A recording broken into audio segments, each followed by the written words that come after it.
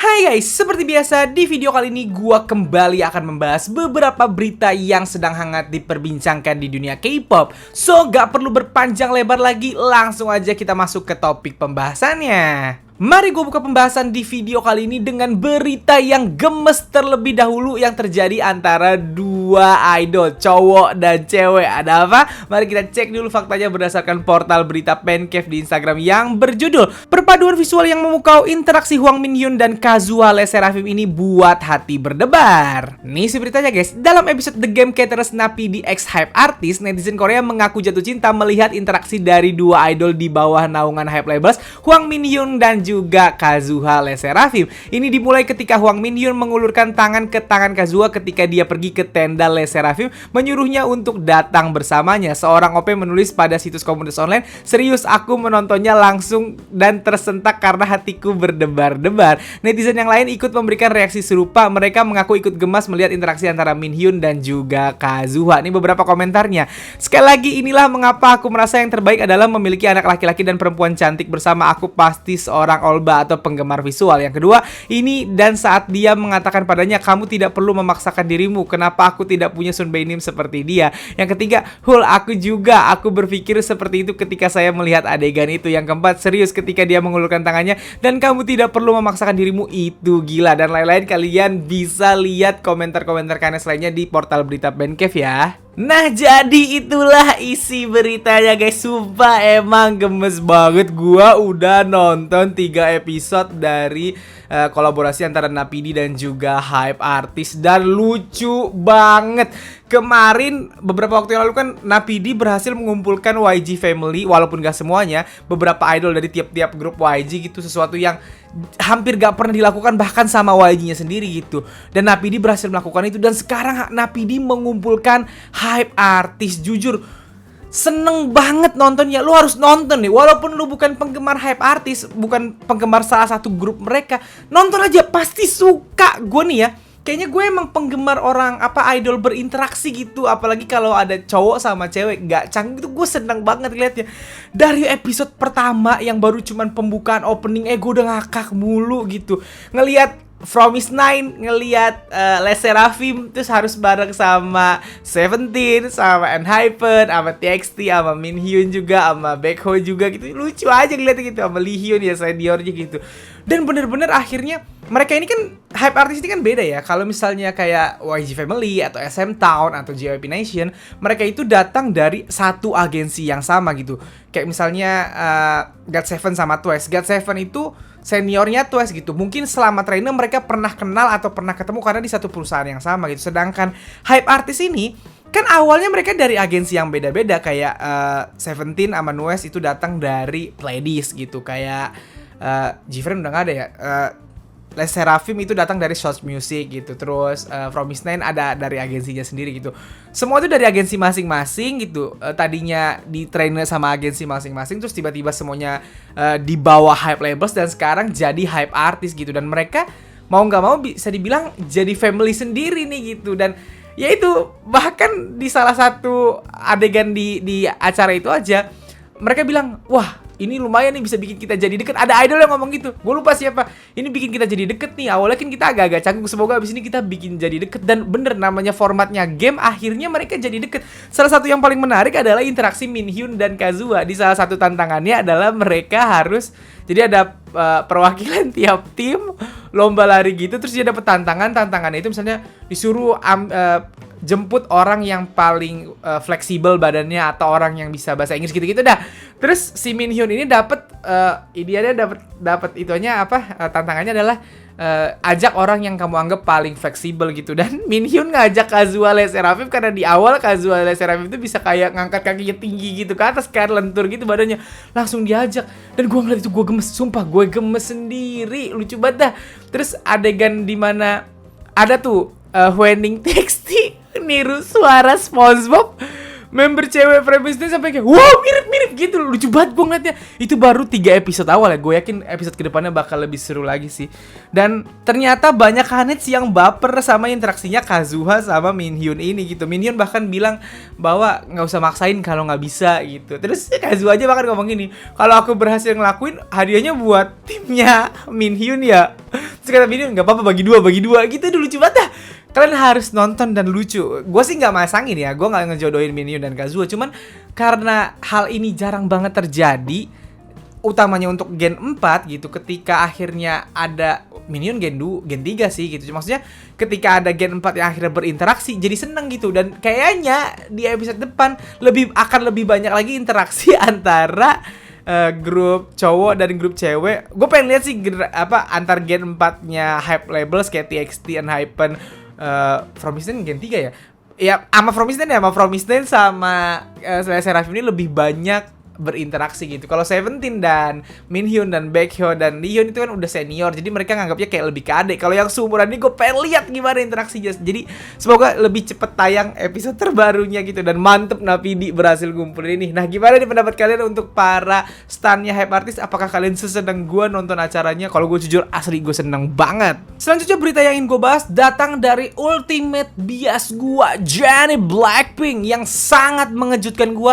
Kenapa? Mari kita cek dulu faktanya berdasarkan portal berita Kopamax di Instagram yang berjudul idol Korea pertama yang debut American drama series HBO rilis trailer The Idol yang dibintangi oleh Jennie Blackpink. Nih si beritanya guys, bulan lalu dilaporkan bahwa Jennie telah ditawari peran dalam serial baru yang dibuat oleh The Weeknd dan pencipta Euphoria, Sam Levinson. Acara ini akan menceritakan kisah seorang penyanyi pop diperankan oleh Lily Rose Depp yang menjalin hubungan dengan seorang pemimpin sekte yang penuh teka-teki diperankan oleh The Weeknd. Meskipun YG Entertainment belum mengkonfirmasi casting Jennie, para penggemar langsung melihatnya di trailer teaser pertama untuk serial tersebut ketika The Weeknd menayangkan perdananya di konsernya pada 16 Juli waktu setempat. Hari berikutnya HBO secara resmi merilis trailer untuk serial tersebut yang belum mengumumkan tanggal tayang perdana. Nah, jadi itulah isi beritanya guys. Siap, gue udah sempat ngebahas ini sebulanan yang lalu dan kita semua tahu kalau Jennie itu ditawari case untuk drama seriesnya Amerika nih, The Idol ini. Kemarin gue udah ngasih tahu bahwa ini dibuat oleh Sam Levinson, pencipta drama Euphoria. Kalau kalian yang buat kalian nggak tahu nih, gue kasih tahu kalau Euphoria itu adalah salah satu TV series terkenal di Amerika sekarang, dibintangi oleh Zendaya yang main Spider-Man, yang jadi pacarnya Spider-Man sekarang si MJ. Nah, itu series terkenal dan Sam Levinson ini bikin series baru judulnya The Idol ini. Dia bekerja sama The Weeknd nih, penyanyi The Weeknd, tahu kan, terkenal, dan diperankan oleh Lily Rose Depp. Dan diketahui Jennie itu dapat casting untuk peran di TV series ini gitu. Udah gue bahas kemarin, doa kita, dia nggak cuman, doa gue juga sebagai fans, dia nggak cuman dapat jadi cameo gitu, pinginnya dia dapat peran yang lebih gitu. Jadi nggak cuman datang di satu episode sebentar terus udah gitu. Itu doa banyak fans pastinya gitu. Dan ternyata kemarin The Weeknd itu menampilkan trailernya di konsernya dia, dan sekarang sudah ada di YouTube-nya HBO trailernya gitu. Dan gua sungguh terkejut ngeliat trailernya gitu. Kenapa? Karena ternyata di trailernya aja screen time-nya Jennie tuh banyak dibeda-bedain. Ya kalau kalian lihat trailernya, kalian harus cermat ya. Kalian bisa stop, pause di beberapa bagian nih, di bagian ini untuk melihat ada Jennie-nya gitu. Intinya adalah bahwa Jennie itu tampil di banyak scene, bukan di satu scene doang. Berarti ini Jennie emang beneran berperan. Jangan-jangan dia jadi pemeran pendukung gitu, salah satu pemeran pendukung yang penting gitu di sini gitu. Jangan-jangan dia malah jadi bestinya si perannya Lily Rose Depp ini gitu. Gue yang ngeliatin kayak, anjir, Jennie bener-bener pertama kali debut acting langsung series Amerika.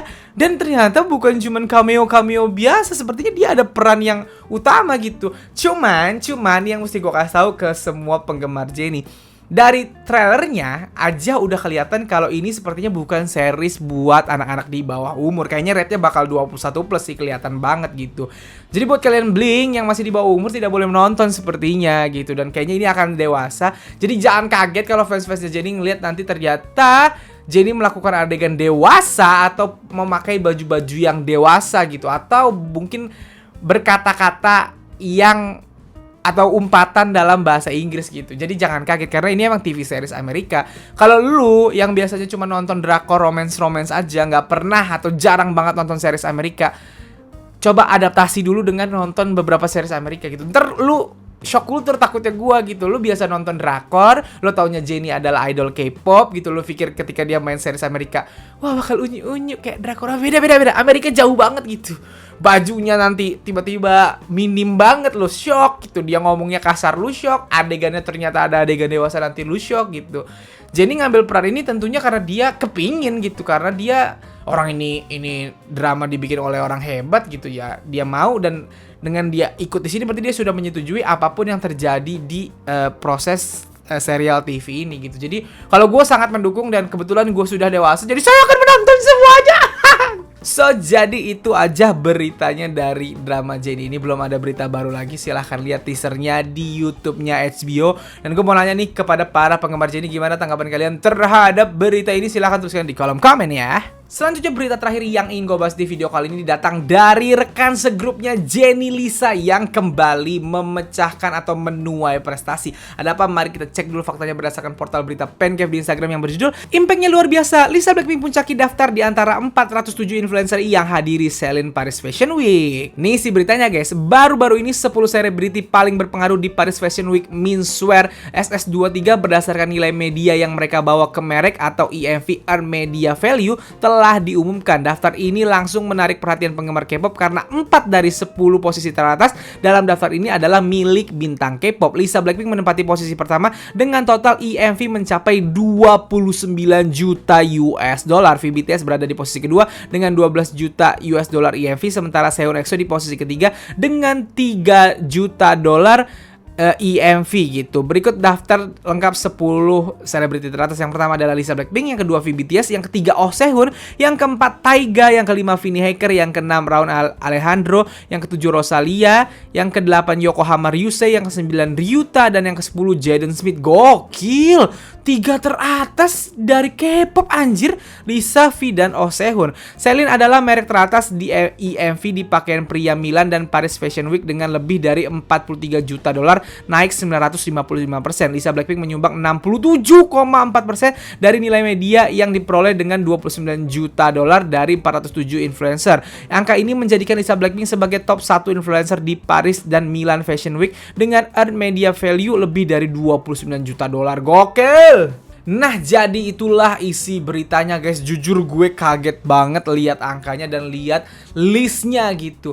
Ini lagi-lagi membuktikan bahwa K-pop udah nggak kaleng-kaleng lagi guys. Ini gila ya.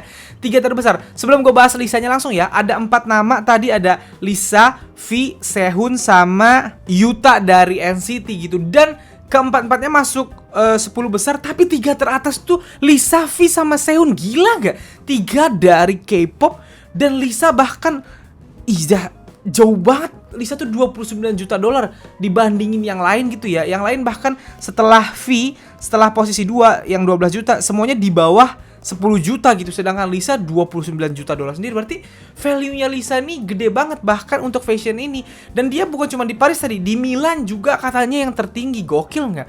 Lisa Effect mantep banget ya. Gue sampai bingung, gue kayak gimana ya. Maksud gue Lisa ini kan orangnya nyantai-nyantai aja ya, nggak sampai yang kayak terlalu show off apa-apa gitu, nggak pamer-pamer gitu. Dia mah diem tiba-tiba jadi bintang ini terus ngiklanin, udah gitu doang. Tapi powernya bisa segitu kuat gitu, dan terlihat banget kalau orang itu terinfluence banget sama Lisa. Kayak apa yang Lisa pakai orang pengen ngikutin gitu. Dan berarti kan ini pecinta fashion, kan ini namanya Paris Fashion Week, Milan Fashion Week. Pecinta fashion dan media-media yang ngerti fashion yang menobatkan ini gitu, yang membuat value-nya Lisa jadi sebesar itu gitu. Gue sih udah lihat sih Lisa kayaknya masih akan panjang sekali umur karirnya untuk jadi orang yang makin besar lagi gitu. Di usia dia yang ukurannya masih di pertengahan 20-an dengan sebesar ini impact-nya, gue nggak tahu nanti apa yang bisa dia dapat di usia 30-an gitu. Selama karirnya nggak goyang, nggak ada yang aneh-aneh, gue yakin dia bakal wah banget sih gitu. Dan Thailand yang gue pikirin, apa rasanya negara Thailand punya Lisa? Thailand kan secara tidak langsung punya kebanggaan yang sangat besar gitu ngelihat ini gitu. Jadi ya sekali lagi selamat untuk Lisa, selalu membuktikan kalau dia adalah yang teratas. Gimana nih pendapatnya kalian?